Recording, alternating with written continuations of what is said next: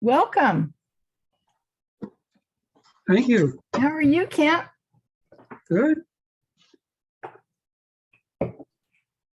How are you, Karen? Are you doing well? 24 pounds less. Woo! Good for you. I'm working on it. How about walking? Can you still do that? No, not really. That's coming.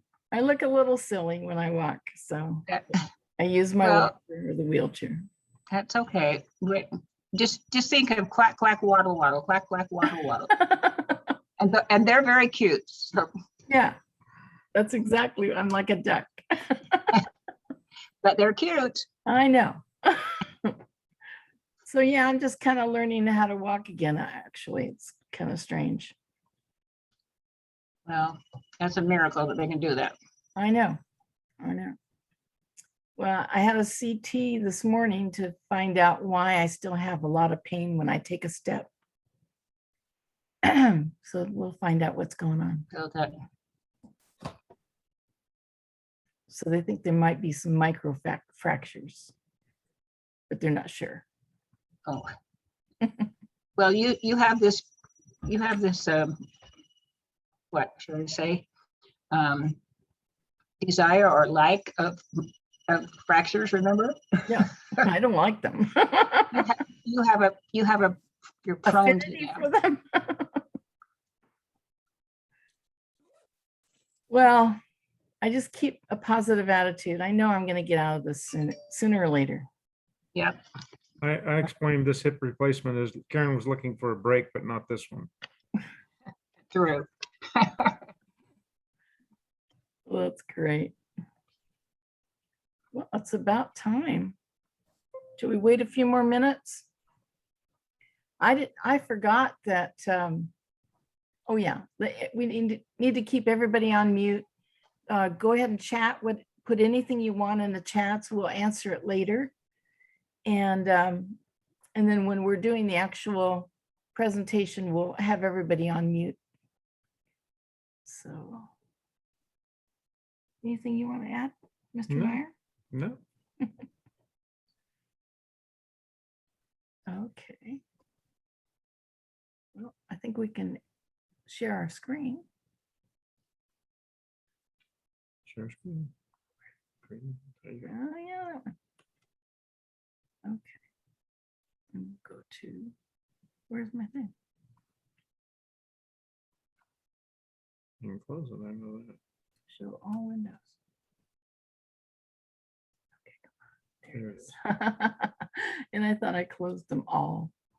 Okay, that's the one I want to share. Great. All right. Do one thing here. Hmm. Yeah.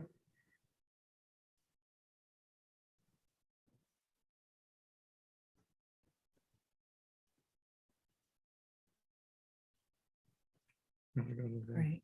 begin. Mhm. From the beginning.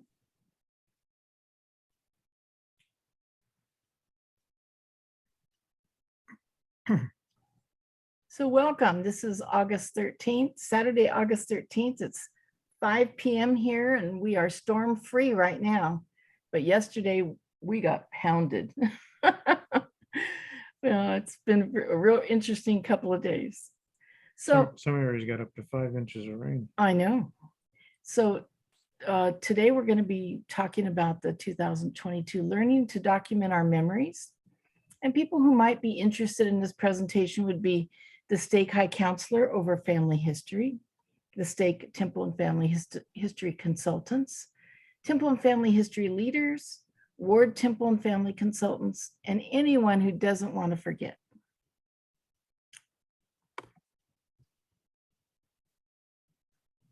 So we're Ted and Karen Meyer. We're Area Temple and Family History Advisors for the Scottsdale Coordinating Council. And our question today is, do you have memories to document? Do you? I don't know anybody that doesn't. Right.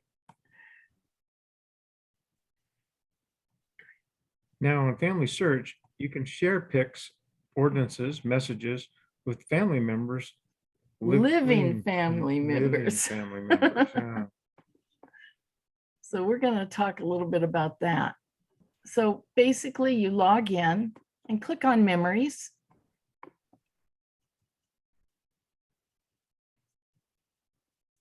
How do I add the picture? You click that green plus sign to add more pictures, but you'll see that we're missing a few things. So notice it says add tag, add title, add tag and title. So if you upload a picture or you select them from the gallery, and you can have up to 10 when you're doing a story. And if you choose public, it'll go to Google immediately and it'll be searchable there. You select from the pictures that you've uploaded to begin the story that involves those pictures. And sometimes it's easier to write the story and edit it in Word then save it as a PDF. And now it's ready to upload. Don't forget to click save. And remember that just a Word document can't be uploaded. It has to be a PDF.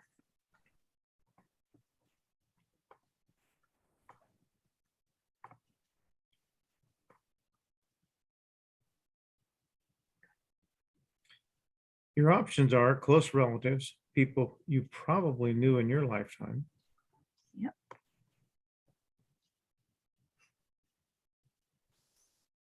Isabel Concannon Root. She was Miss Arizona in 1930. That's pretty good. This is a phenomenal project for someone interested in a service to the elderly or to your own parents for that matter. Just simply upload the pictures of them and then let them tell about their pictures. All you have to do is push that start button and it'll record the story right there. You can also type it as they speak and then upload a story in PDF form.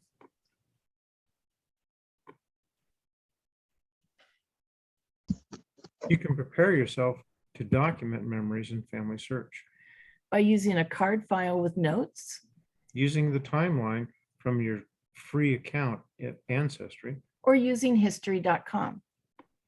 We've done a combination of all three. An organized way to start your story. Using a note card method.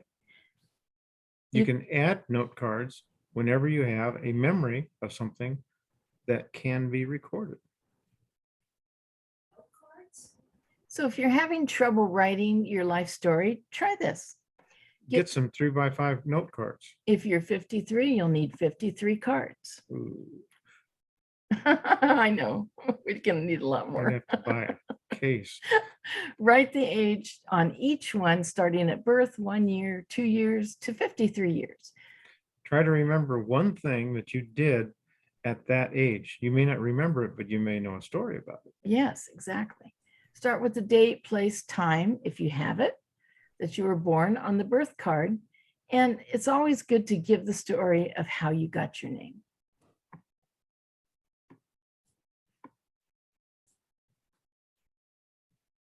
Here's an example of a birth card. It's just this simple. I was born on such and such date in this hospital, in this city and state. At the time I was born, I had 4 siblings. They are, Add the names, birth dates, add something you remember about that person. not that they were annoying. Yeah, Try to be positive. could be. So 1-year-old, you might put a birthday cake picture, good to upload that and continue on and put all the cards together in a story form.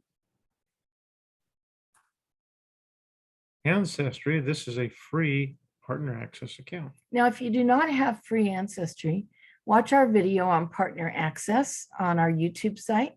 These links will automatically take you there when we turn this into a PDF at the end of the presentation. And we'll Need post more that. data? Use the bridge method. And we'll post this on our blog when we're done. Let's look at How to interview someone using tools you may not know you had. stories are all around. We just need to know how to find them and what to do when we do find them. Yes. So here we're in the facts section of an ancestry profile, and we've loaded it up with lots of censuses, and it's got all the vital records, and it will actually tell a story with a timeline on the left. You can see 1849, 1850, 1851. This is ancestry. Yes, in Ancestry. And this can help you with your story. Click on the live story in any profile in Ancestry. And depending on the data you've collected, the software is created to turn the data into a story. Now, sometimes it's inaccurate. So if you've submitted more than one birth certificate or more than one immigration file, it'll say he was born in 1849, he was born in 1850. It'll definitely show that. So it will list them, and you may be tracking more than one person if you're keeping more than one of the essential documents. It's kind of a schizophrenic. Well, I haven't thought about that. Scroll down for migration to verify your sources. Now you see the picture there? That shows where they were from in Ireland and then where they ended up in Los Angeles. This also creates visuals that you can use in your stories. You can select it with Snippet, which is on every computer, right-click and save it as a JPEG, and then upload it to your family search file. Now, if you had members who were pioneers and immigrated to the United States, these displays are very interesting. They really are. What was happening in the world when? Well, Ancestry will also show you pictures and events of what happened during your subject's lifetime. So in this one, it says that Michael Joseph Concannon was living in Whitwick, Lancashire in 1861 when Queen Victoria's husband, Prince Albert, died suddenly. Is that Albert in a can? No, don't do that. When interviewing an older family member, you'll want a sheet like this. So Using history as your guide. ask questions about things that they experienced. They were there. They should remember a few facts. We found these at history.com. And I use them when I do talks at retirement homes to encourage people to tell their story. You can laminate them and have them take them with you if you're working with a patron in their home. Exactly. So it takes you right from whatever time period you want. In this particular one, we were talking to people who were under 99 years old. And so we took it from about their birthday in 1925, which you can't see on here, but to all the way to the present date. So I'm just going to show you some of the things that were happening then. You know, you can see, you can ask them how old they were when World War II started. You know, did they see the Franklin D. Roosevelt inauguration? Were they there? There wasn't any TV back then, but maybe they heard about it on the radio. You never know. What do they remember their parents saying about the Hiroshima atom bomb or Nazis out of Rome? I know my mother had one of her poems published in April 1st, 1945 about FDR. Yeah. She was Well, there's an important one. March 6, 1950. Silly putty's invented. Oh, I got in so much trouble for silly putty. You'll have to ask me about that sometime. Okay. So it just, you know, it's got wonderful things that you can ask them. I saw, I was watching the motorcade in November 22nd, 1963, when JFK was assassinated. So that was pretty upsetting. I was 5. I was in 5th grade. I was 10. This is where we will focus today. Okay, so once you go to all the work of uploading something special to you, you'll want people to find it and enjoy it, or not. You can keep it private if you want. But if you want to share it with your family, there are rules we need to follow, and you may not know about them. topics. You can create topic tags to describe photos, stories, and audio files on Family Search. Examples are recipes, war, hero, baptism. Tags make memories easier to find. Exactly. So in this particular scene, we've got the Concannon kids. This was the older set of kids. And you see Jimmy is just a baby in that picture. And then it translates to the younger kids who were born later. And Jimmy's about 10 years older. He looks like he's got quite an attitude too. I'll have to ask my cousin about that. And so the topic would be Concannon kids. That's where they would both be listed there. On title, you could see that they were the older kids and the younger kids. And then tags, we add their names. So, Usually from left to right. mhm. You can add the same tag to multiple memories all at once in Family Tree. Topic tags cannot contain emojis or the following special characters. Right. So a memory can have up to 30 topic tags. And these aren't attached to anyone, they're just listed there. So let's see what happens. Oops, Oh, no, can't have emojis. And, no special character. right, you can't see the little, They can see it, we can't see it. oh, maybe you can see it, the little characters at the bottom. We're not supposed to have those. So that shows the topic would be, Family reunions, the title would be, Scott family reunion. and the tags would be their names. Yep. But it would be their whole names so that they can be located in Family Search. No nicknames. Right. So Family Search does not translate topic tags. And I just want to remind everyone to please mute themselves. We can hear you. So if you add the topic tag church, a user who searches for Iglesia cannot find it.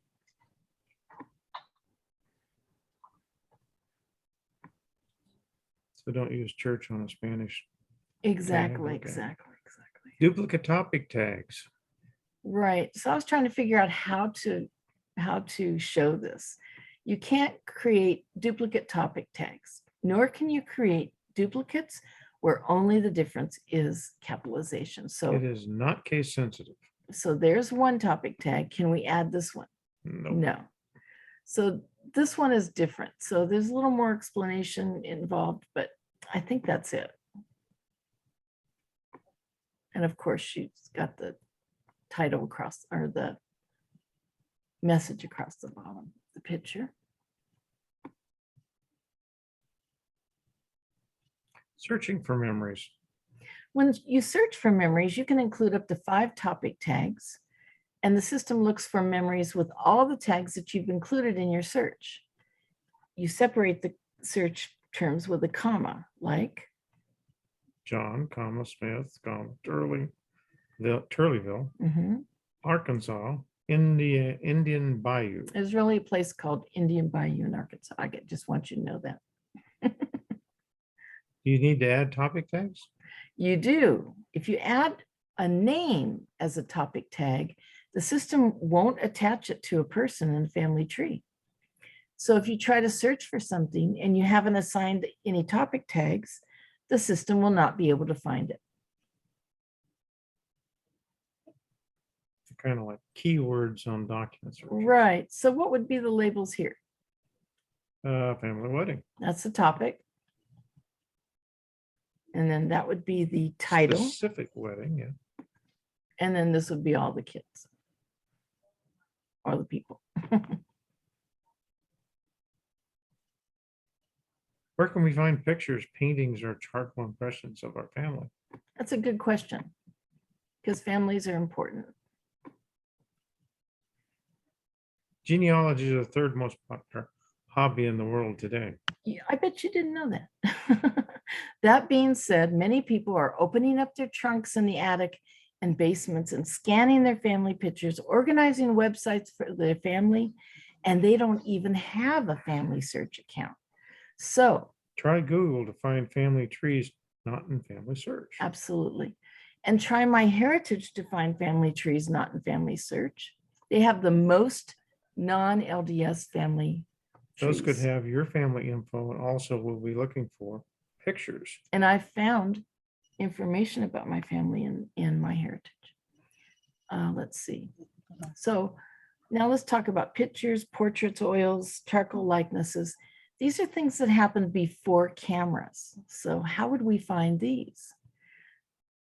In Google, click on images and then enter the words 18th century in your family name and country. Mhm. So we know there will be images, and we know that we'll see drawings and paintings. But what we don't know is if it's the exact family that we're working with, or it could be someone that we haven't traced yet in the family tree. So that could be farther back in the line.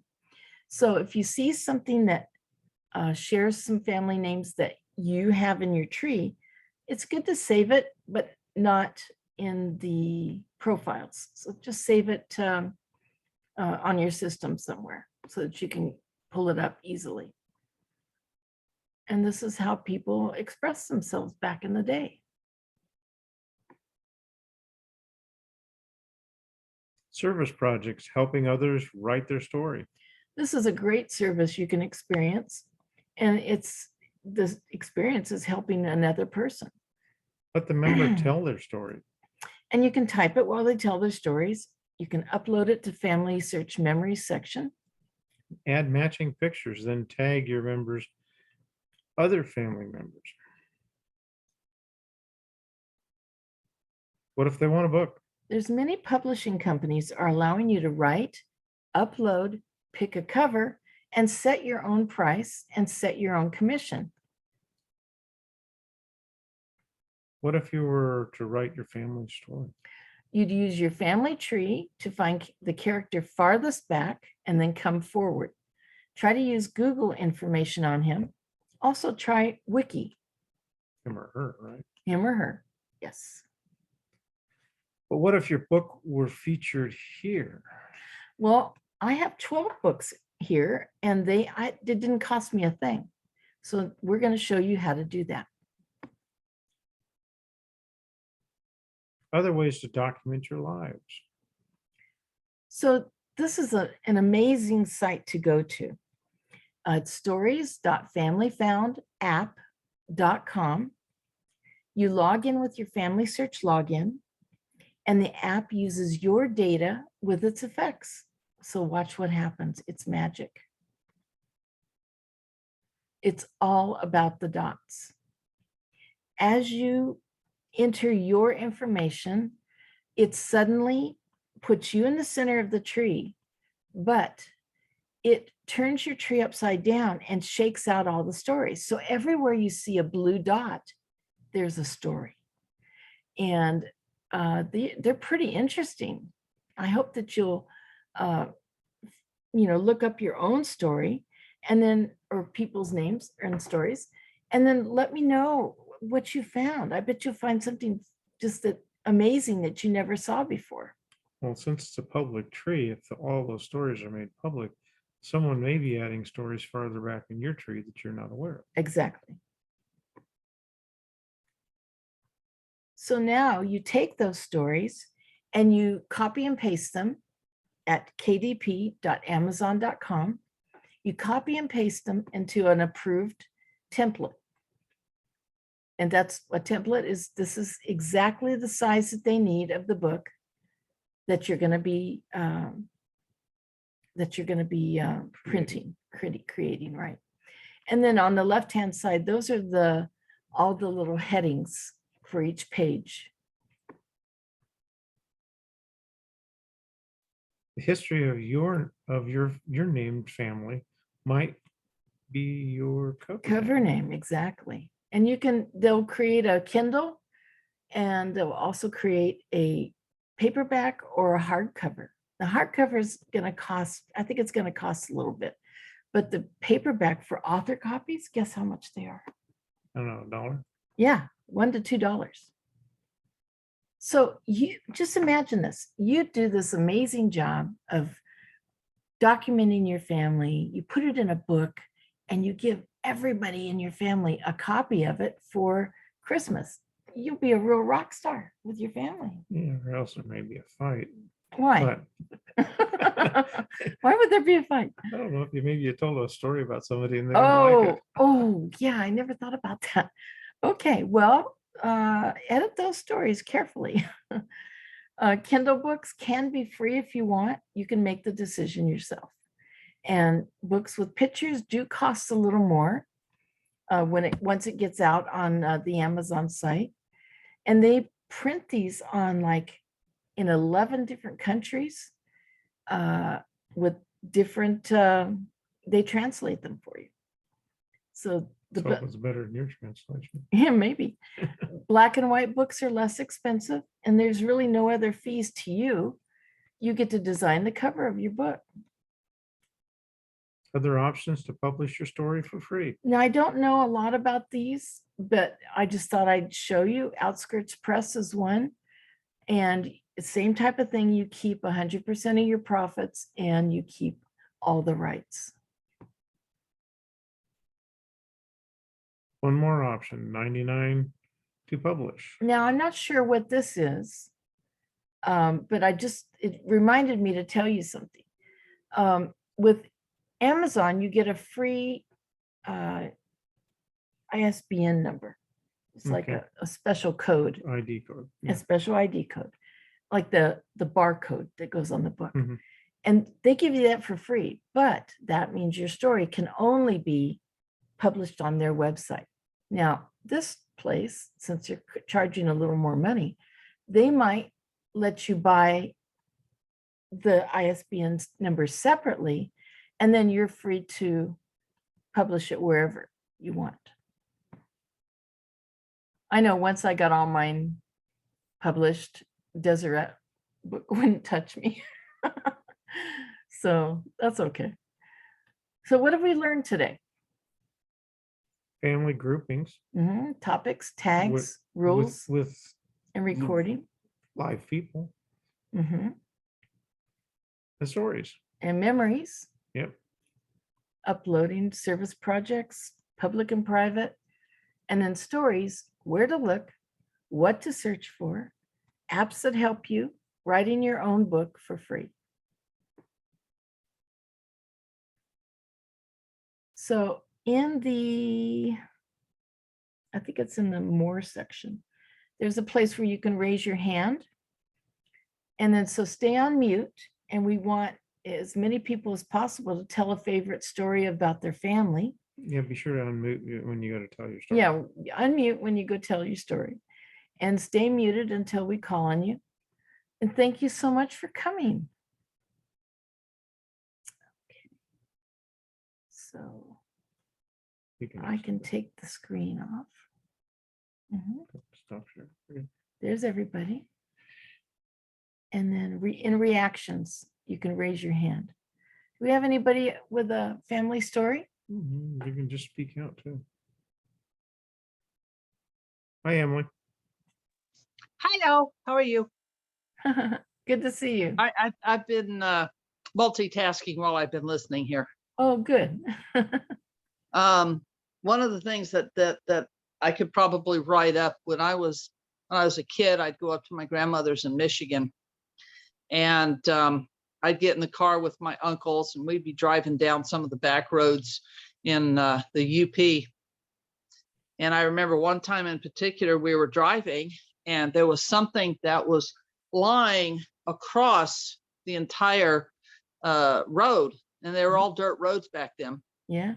and or You're gravel not that roads. old. Yeah, you think. And I remember them stopping, and I said, "What is that in the road?" And they said, "Oh, that's just a pine snake." And so they started going, and they ran over it. And I was like probably 9. And I was so frantic. I just knew that snake was going to grab hold of the underneath part of the car and come in the car. So I said, "Roll your windows up, roll your windows up." And I'm sitting in the back seat. "Roll your windows up, roll your windows up. The snake's going to come in. It's going to come in." It never did. You know, it was, if it was alive, it wasn't when they ran over it. But it was just the fact that that's a memory that I had up in Michigan, you know, and taking my bicycle from my grandmother's cottage on the beach and going across the major highway, M35, and riding down and around to my aunt's, which was probably a good 2 or 3 miles. And here Mhm. again, I'm about 9 or 10 on my bicycle. And I'd go over to my aunts, my grandmother's sisters, and then I'd go over to my other aunts, her brother's wives, and their place, and just have fun and just be with them for a while. And then I'd, you know, when I got tired, or my grandmother would call and say, "Is Emily there? Send her home." Then I'd have to get on my bicycle and cross the freeway, the highway again, and come home. I mean, it was a major highway, because I'd have to go up and then across and then down or around and ride on the edge of the road to get there. Oh, So, wow. but those are two stories that I had. And then just another one that popped in my head is that when we were traveling, we'd be driving up along the same area. And one day we stopped. My grandmother said, I think my grandfather was there. And they looked at me in the back and said, "Hey, look over here across the road. There was a mama bear eating a deer. Ooh. It killed a deer and it was eating a deer."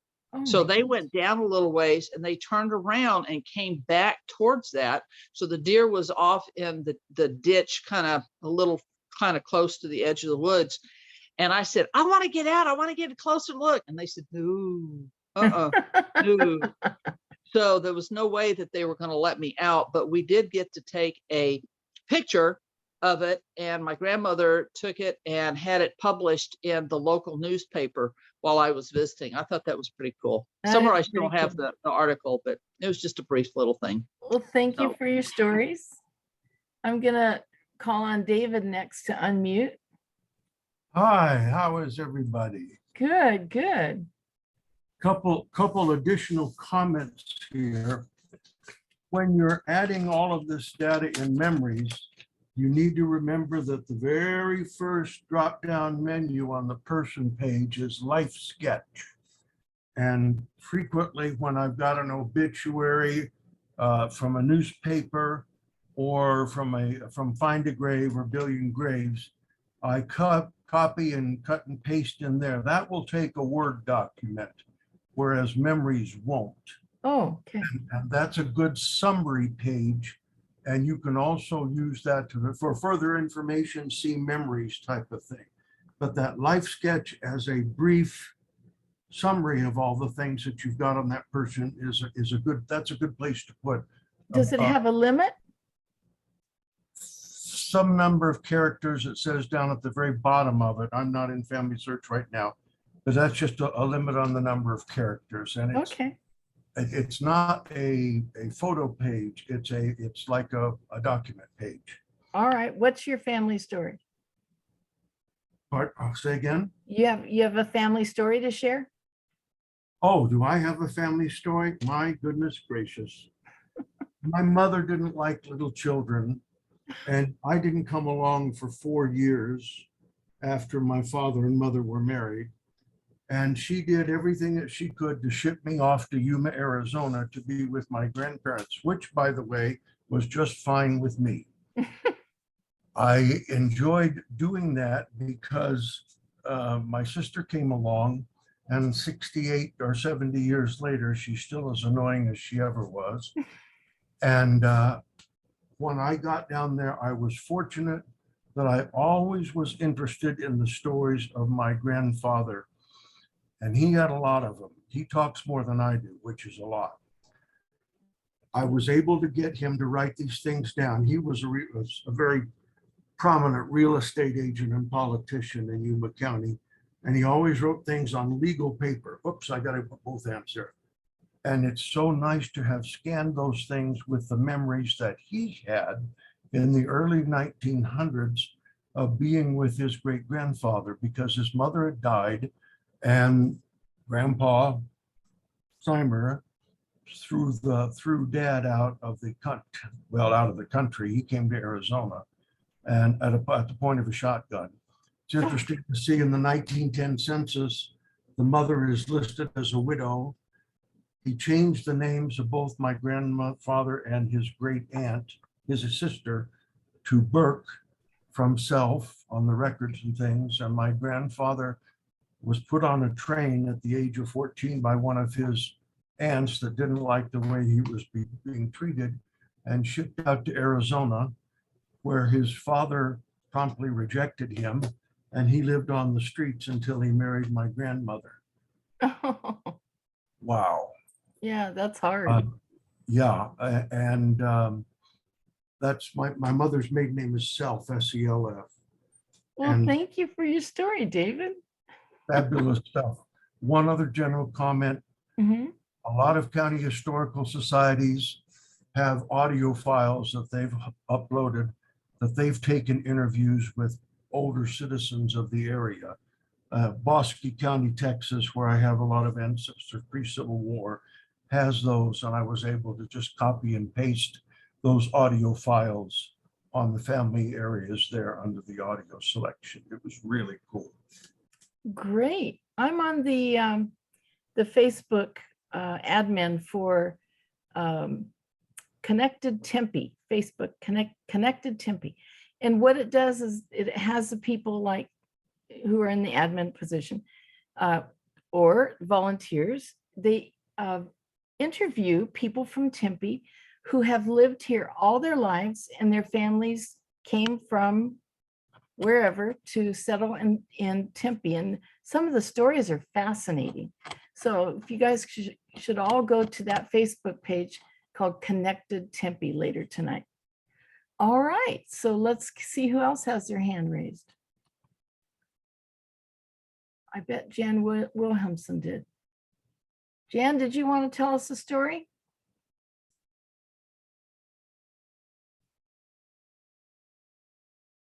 Oh, I don't hear. How about Tommy? You got a story for us, Tommy? You got to unmute.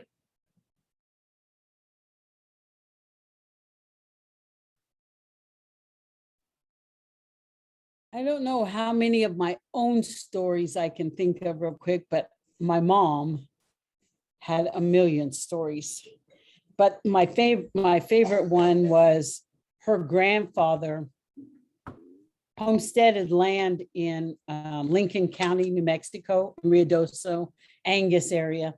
And it was bordered the Mescalero Apache Indian Reservation. Wow. And part of his land was on one side of a creek and the other part was on the other side. And one of Geronimo's wives, his last wife actually, was Mescalero Apache. And he wanted to water his horses there in that river, creek, whatever you call it. And so my great grandfather had figured out that if he wanted to, he was going to, either friendly or not friendly. So of course he let him do it. And that wife came with her children and had her tent right by the river right there. And so my great grandmother had made a black velvet cape. And then that wife, and I just can't remember her name, that wife hand beaded that cape. Oh, And so it's been passed down, so I own it now. oh, how And it's nice. we had, the tornado here in 2011 and my mom's hip was crushed and she was in the hospital, had to get a hip replaced and then in rehab. And I kept asking her, because we lived across the street from each other, so both houses were destroyed. And I kept asking her, where's the Geronimo cape? Where is it? She said, don't worry, don't worry. And I searched that house until I found it. Oh, that's Yes. great. No, you It's a should all wonderful- tell where you're from when you come on here. Now, Tommy, you're from Joplin. Joplin, Missouri. Missouri, right? Mhm. Two of my great uncles went on trial for murdering a prominent rancher in Lincoln County, New Mexico in the 30s. That the money that they got paid for murdering him, and I've got it documented, was the lawyer got him off. Let me put it that way. And then they Wow. moved over to to what is now Truth or Consequences, but was then Hot Springs, New Mexico. A number of them are buried there. So in case you meet anybody, I probably got some friends in the family. Oh, yeah. Well, both my dad's side and my mom's side are from that area. So most of my father's family is buried in TRC up there in that area. Joplin's kind of an interesting place. I worked for Ford Aerospace and spent almost 2 years in and out of Joplin working with Eagle Pitcher. Eagle Picture, right? Right. Wow, which is all but shut down now. Yeah. How about Pam Ingermanson? Are you there? Can you unmute? Tell us the story.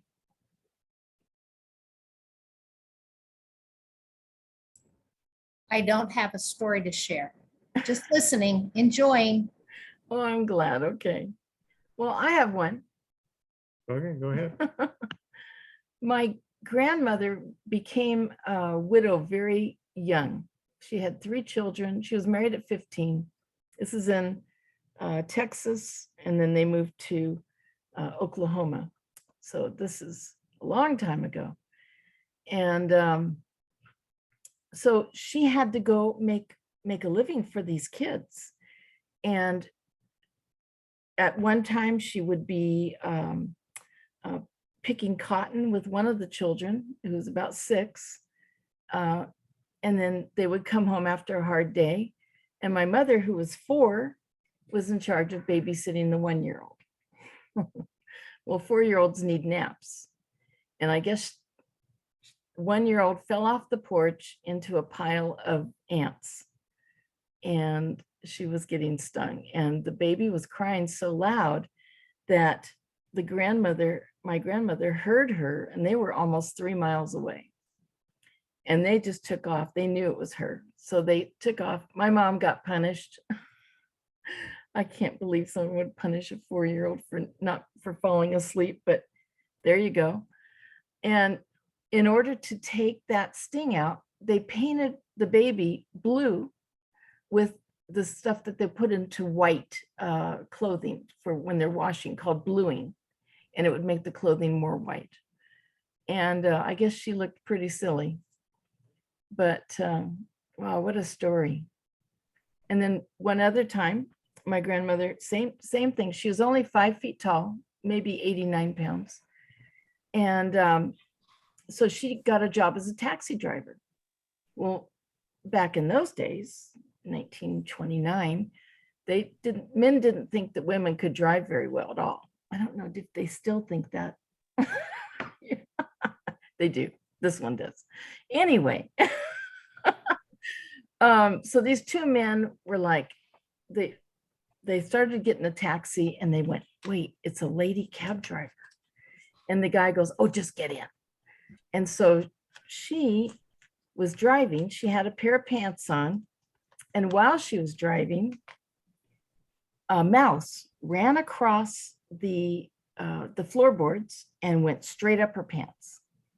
And she grabbed it on her thigh very slowly, pulled over to the right, got out, went onto the curb where they could see her, very obvious, they could see her, shaking her pants. The mouse fell out, the men's jaws dropped, and they said, lady, you can take us, you did that so calmly, you can drive us anywhere, anytime. And they got over that feeling that women weren't really that good at driving.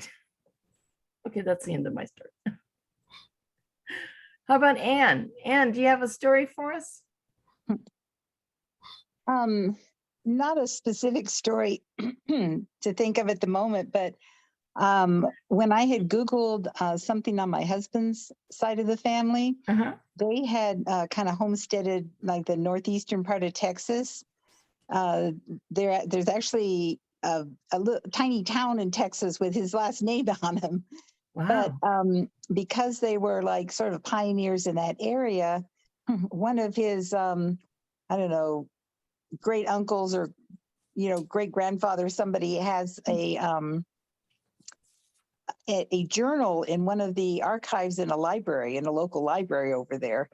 And that would be interesting too, if I was ever over there. I'm in Arizona. To, be able to get some stories out of that and then be able to, put those into the genealogy. What was the name of the town? Wilmouth, Texas. Wilmouth, yeah. Yeah. It's actually a little town called Wilmouth, Texas. And so, and then, I'll but help you anyway, research that. I bet there's town notes, town meeting notes. I bet there's all kinds of things. yeah. And in fact, I've got it for you. I don't know if there's the Collin and McKinney privately published book. There's a Collin and McKinney County, Texas book Oh, that somebody put out that you might be interested in if you're from that, maybe that area, Karen. yeah. I'm not from that area, but my family was. I was a California girl. Yeah, when I was with Ford, I used to take weekends and go up. They'd send me out 2-3 weeks at a time to spend time in Joplin, and I would take a plane and catch it and go up to Indianapolis, where my grandparents lived, and spend time with them on the weekends, and then fly back. And one weekend, they all got in my rental car, and we drove around to see the sights, and they told me where to go and everything. And they drove by a house in Cincinnati, and they said, we used to live there. It's on the outskirts of Cincinnati. And I said, well, how was it there? And he goes, well, it was haunted. And I said, what do you mean haunted? They said, well, Uncle Joe had a set of marbles. I guess marbles back in his day in the 30s and 40s were pretty popular, or earlier than that. And he had a box that had different size marbles in different compartments. And he yelled at Grandpa, and he said, he's at it again, Grandpa. And so my grandfather came in and took the marbles out from under his bed, which were being messed with, and was walking down the hallway, and you could see these marbles of different sizes being lifted out of the container and dropped back into the container. So if I ever asked my dad about that, I said, well, what do you think about ghosts? And he goes, oh yeah, they're around. So yeah, it's interesting if you can get the stories from them. That is interesting. Hey, Ann, Yeah. Wilmouth, Texas is about 10 miles northwest of Winter, and it's west-southwest of Fort Worth. Oh, you know all about this. Well, I was just looking it up. They've got quite a bit of stuff, but it's also known as Mazeland. Mazeland. So if you look up Wilmouth, Texas, they've got quite a bit of stuff on there. Well, that's how on the I found internet. That's how I found it, from Googling just the last name Wilmouth. Uh-huh. And then I found some of these things out just from Googling. But I had another comment that I've been helping this one guy at in the Family History Center.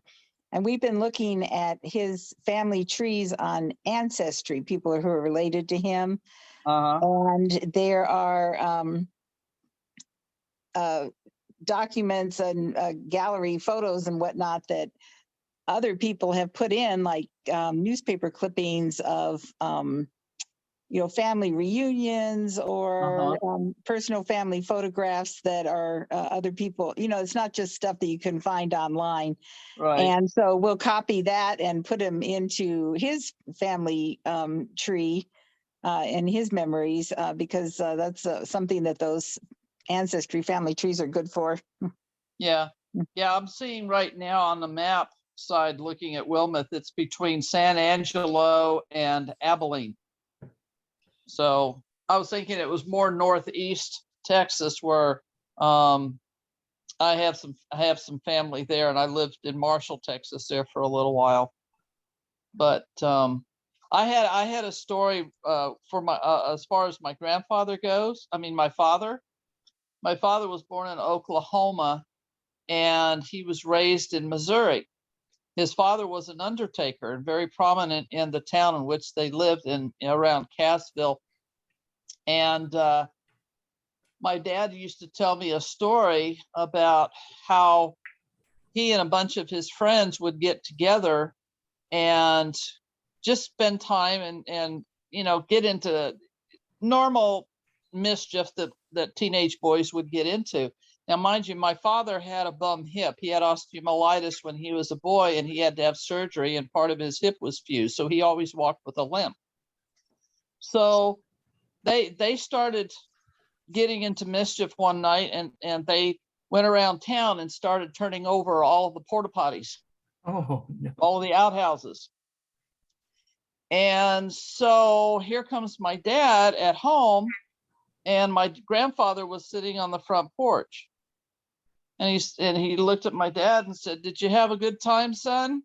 "Yeah, Dad, I sure did." And he says, "Well, I got a phone call from one of the fathers of one of the boys you've been running around with."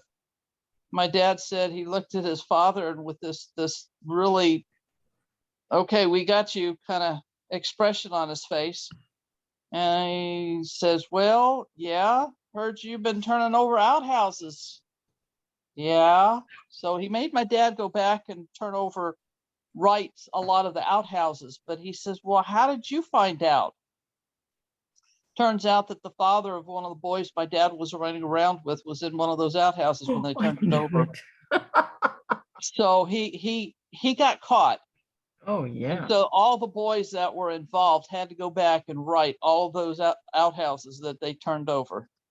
Oh, that's funny. So I always remember that one and have to chuckle that my dad could have been involved in that, because my dad left home at 17 when his father kicked him out, Oh, and he went to live with his sister and her husband. And so there were a lot of things I learned about my father from my aunt before she passed away this year, over the last few years from her. And, I didn't like my father very well, but I loved him because he was my father.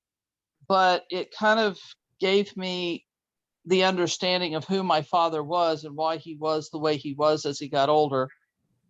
And it made me forgive him for who he was, and the way he handled things in life. But it's all good because I've had all of my dad's work done, both of his sisters' work done, and had them sealed to their parents. So that family unit is now complete. So I'm very grateful for that. So that was a fun story though about the outhouses and my dad. So good Karen, story. a couple things. Number one, for those of you from Texas, and I've got relatives from one side to the other and had to live in El Paso for more than I'd like to discuss, which is not really part of Texas. However, we're probably related then. But the other thing that's real important, every place in Texas, from the Handbook of Texas History and the Texas State Historical Association, TSHA, has got an article of some kind. It is a fabulous resource. But Thank you. they don't show up very well on the search engines.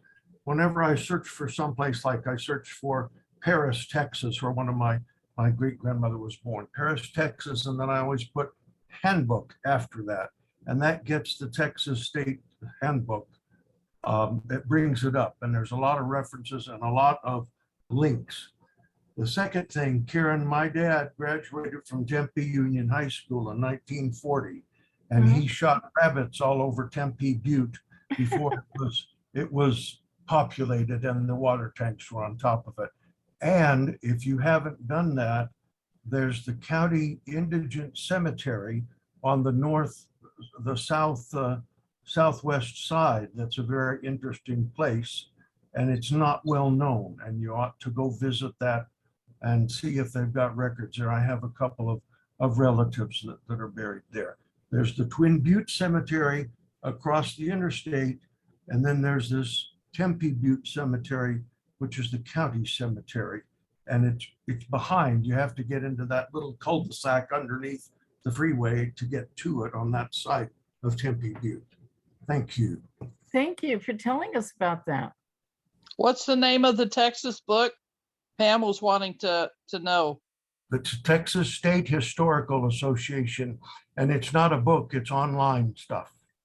It's I all just- on, I just found one online called History of the Restoration Movement.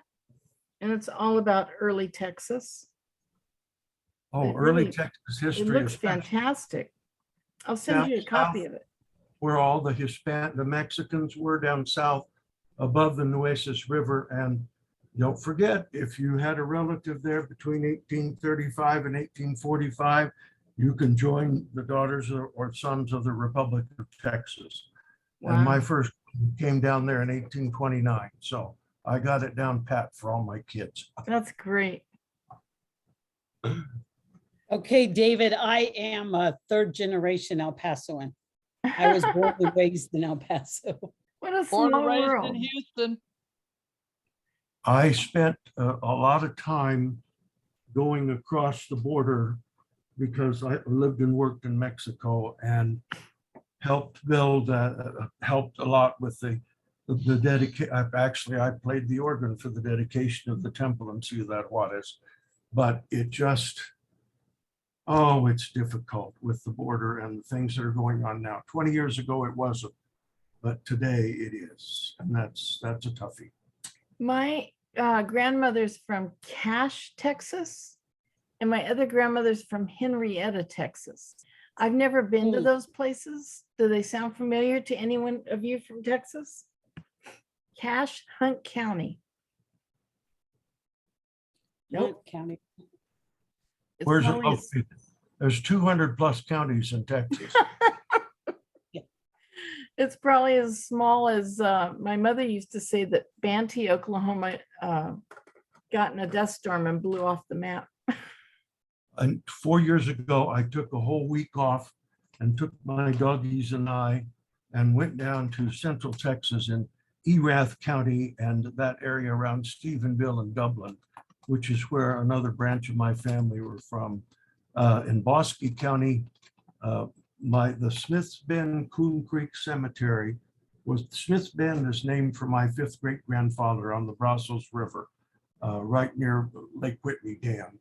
And to tour and find the cemeteries and take my own pictures of them and look at the place where they lived and how they lived and all of the other things, that was worth every minute of my time. Because you get out there and quite frankly, you get off the side of the road and say, you know, Heavenly Father, show me what I need to see here. And fantastic memories before everybody got sick and I got old and crabbier. Well, thank you all so much for coming. They're about ready to kick us off here, and but I'm just thrilled that you all came and shared some stories, and I hope this was interesting to you. I hope that you learned something. You want to say anything? No, I think you covered it. All right. Does anyone want to give us a closing prayer? Anne, would you do that for us? Okay. Heavenly Father, we're thankful for the opportunity to meet and share ideas and to gain in learning. And we pray that that will guide us as we do our own family history and help others. In Jesus' name, amen. Amen. And Thank you all. We'll see you online. Okay. bye. Bye-bye. Bye.